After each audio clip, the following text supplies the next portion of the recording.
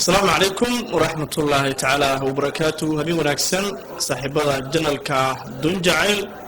ميل ولبا جوجتان ولبا قاب كستو السعطان كسو دوادا برامج سيديني aan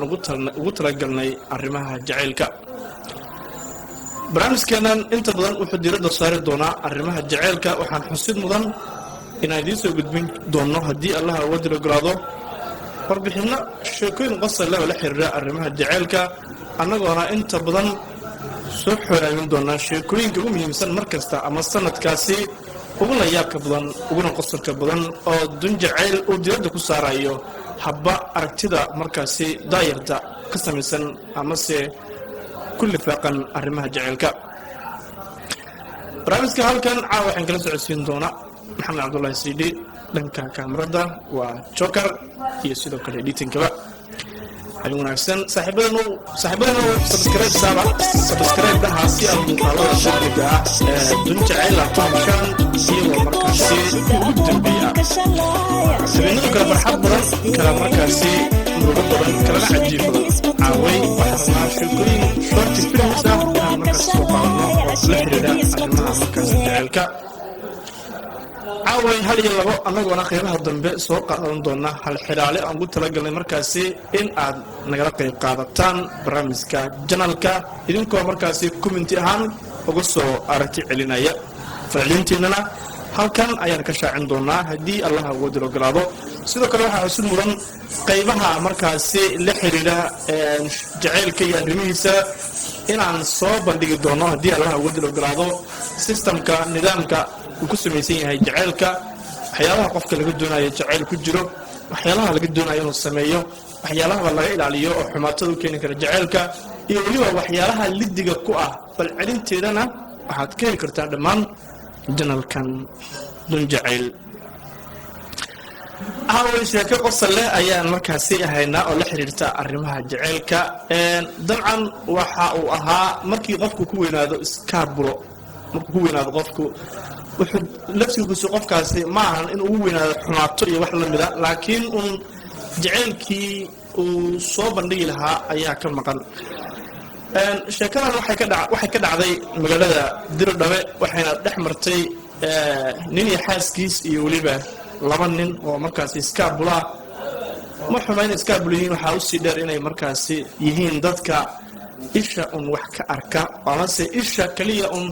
jaceylkooda ku soo kooba. jaceylku dhowr meelood buu galaa dabcan sida taariikhda ku haysaan.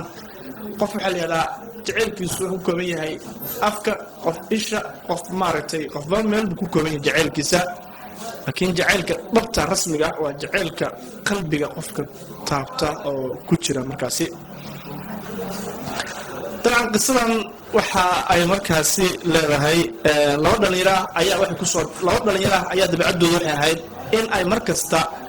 xaafadaha deriska amase meelaha markaasi ka mid ah magaalada in ay isha un dadka falalka markaasi waxyaalaha ay sameynaya in isha un kusoo koobaan.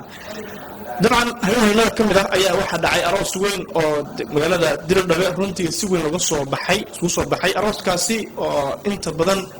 ay ka soo qayb galeen asxaab fara badan oo ay ka mid yihiin fanaaniin, halabuuro intaba. arooskan marka sidii caado ahaydba xilligii kala taga ayaa la gaaray. waxaa ka kala tegay markaasi dadkii asxaabta ahaa ka soo qayb galay. sheekadan marka waa sheeko qosol leh. waxaa ku soo haray ninkii iyo xaaskiisii. dabcan ragga saaxiibada waa ragga daaqadaha istaaga guriga la tagaya, qofka la dhegaysanaya. markii la dhegaysto gurigaasi waxaa ka jira lagu caanfalaya. saaxiibada si u socdeen ayay wax u tageen arooskii caaway ka yimaadeen dadkii saaxiibada ahaa arooskoodii ay ka yimaadeen. guriga ay ku soo baxeen wuxuu waqti nasiib noqday gurigii markaasi caaway ka soo tageen waa laga raray xaafadii qaybtii arooska laga raray qaybka loo geeyey oo wariyay kugu daalin. saaxiibadaas sidii daaqadii markaas usoo istaageen iyadoo markaasi hasaawihii iyo arrimihii maaragtay dabcan reer aroos dul samaystay asxaabtii kala tagtay. laakiin de waxaa dhiman waad iska yaqaanaayo maaragta arrimihii hoose ay dhiman yihiinoo xilxidasho ay socoto sheekadii markaasi gabadhii iyo wiilkii ay ku doodayeen waqti nasiib wiilkii xogaa uu iska kulkulaayo dabcan dee aad soo baxas ka taqaana wuxuu yiri sheekada ama si arrinteena hasaawaha dhanka sariirta waxaan ka dhiganaynaa banaanka si xogaa u qabowsano oo halkaasi sabadar u qaadna gabadhina way ka diido waxay tiri suuragal ma saaxiibada waxaa waaye haddii banaanka loo baxo daaqadda ay taagan yihiin wax laga arkayo ma jirto waa fashil haddii laakiin gudaha lagu jiro barnaamijka oo dhammaystiran ayay kala socon karaan daaqadda haddii laisku raaco in uu ka dhaco barnaamijkan gudaha markaasi waa doodeen wiilkii gabadhii may xagga fiican mid ka mid ah wiilashii oo runtii ahaa ninka xogaa ugu fircoon waa soo booda wuxuu yidhi iscilin waaye baasha banaanka haddii ugu dhaco waa fashil wallahi wuxuu ayadaa kaa saxan yahay bilaah baasha gudaha ka dhig si maaragtay sida saxda ah baasha waxa weye sheekad banaanka hadii loo saaro eber waxa weye waa eber gabadh waa kaa saxan tahay gartu ilaahay bii leedahay baasha gudaha ka dhig oo sariirta weliba ka dhig gudaheeda jaw ninkan marka maxaa dhacay kadib waa lagu kala cararo meeshii oo dade waxay noqotay marka in daaqadaha la iska xiro marka taas waa fariin baaq u ahaa aan wada leeyahay saaxiibada markaasi in ay ka digtoonaadaan markasta oo aroos iyo hasaabo galaan in ay sida fudud maaragtay barnaamijyadooda looga qashi karo daaqadda iyo wax lamid ah sheekadaasi markaasi waxay ka dhacday diri dhabe maad ka gaarto waxaa markaasi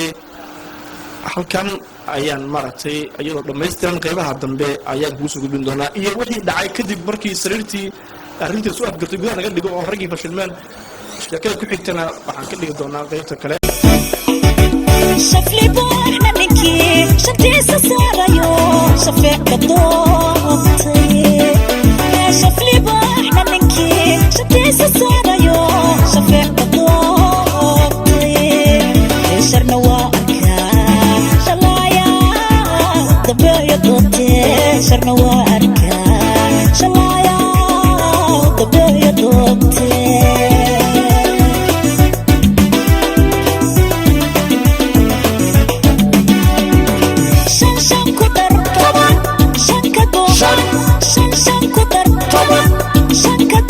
شدا أبور باك شلايا شيكديس بتوستين وبالي شيكديس بتوستين